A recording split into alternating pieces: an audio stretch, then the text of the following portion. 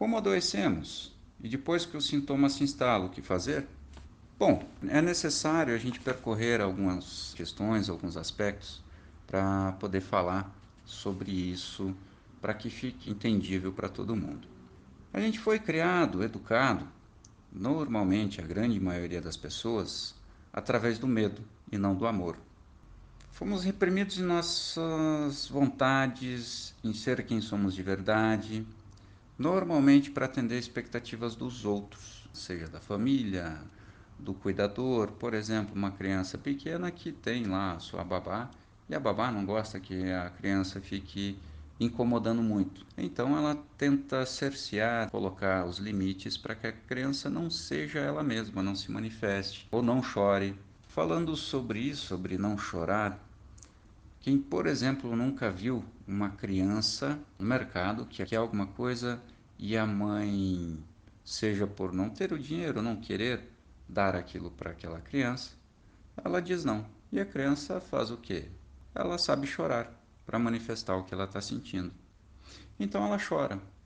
E aí a mãe se incomoda, muito comum a gente ver que a mãe faça com que ela cale a boca, seja por uma ordem verbal, o verdadeiro cale a boca, ou infelizmente dando algum safanão na criança, mas para que essa criança fique quieta, então ela acaba cerceando, limitando a expressão de frustração dessa criança. Nesse movimento, o que acontece com a criança? Essa criança aprende, né, que se ela manifestar o que ela está sentindo, ela vai ter uma represália, vai sentir uma dor, um desconforto.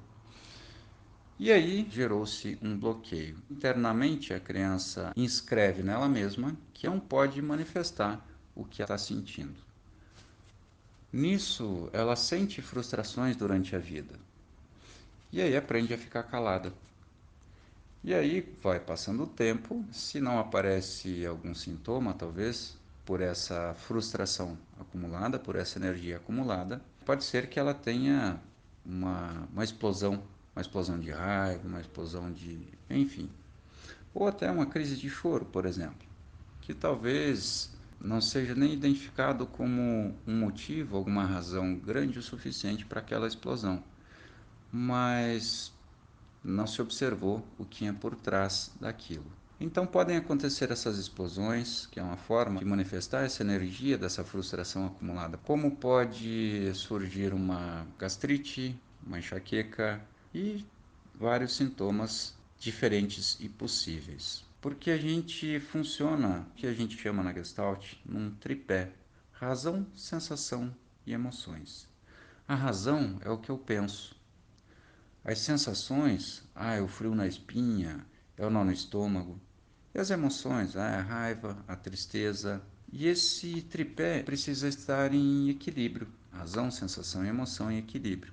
E é um equilíbrio dinâmico, sabe? Às vezes a gente está um pouco mais usando a razão, em outros momentos mais a emoção.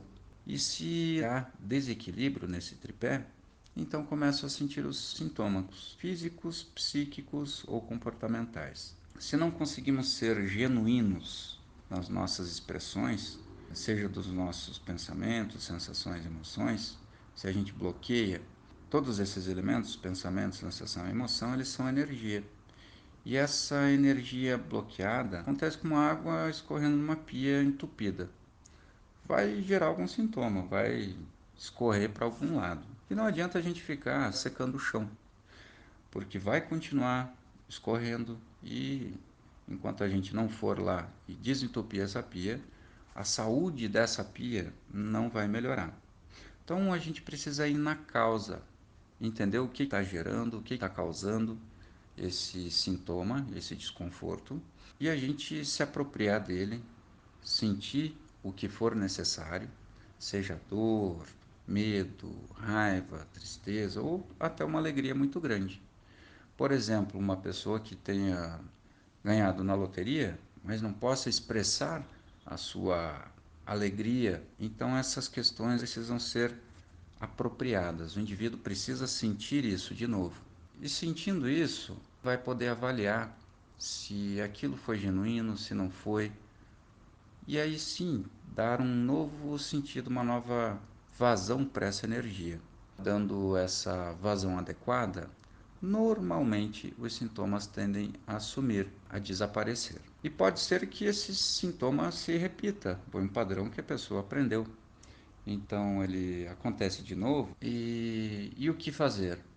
Se apropriar novamente. Normalmente esses ciclos vão acontecendo e a gente vai criando experiência, nós vamos descobrindo quais são os nossos fatores desencadeantes, ou seja, que situações que causam determinado sintoma em mim.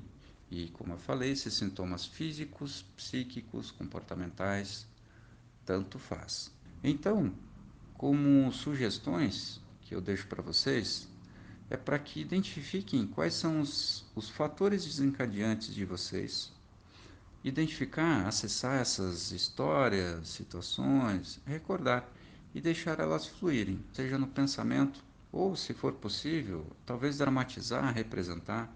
É bacana conseguir fazer trocas de papéis, ficar em um lugar do outro e entender, não quer dizer que concorde, mas entender o pensamento, a forma, os porquês da outra pessoa, o outro objeto. Com isso, a gente amplia a nossa consciência, aumenta a nossa compreensão. E aí, num outro passo, voltar já com essa consciência ampliada para que a gente consiga ressignificar, dar um novo sentido para aquilo. E aí, possivelmente, os sintomas desaparecem e o equilíbrio dinâmico é recuperado novamente. Me chamo Rudimar Stelmach, sou psicólogo, psicólogo clínico, gestalt terapeuta, sou especialista também em psicologia psicossomática.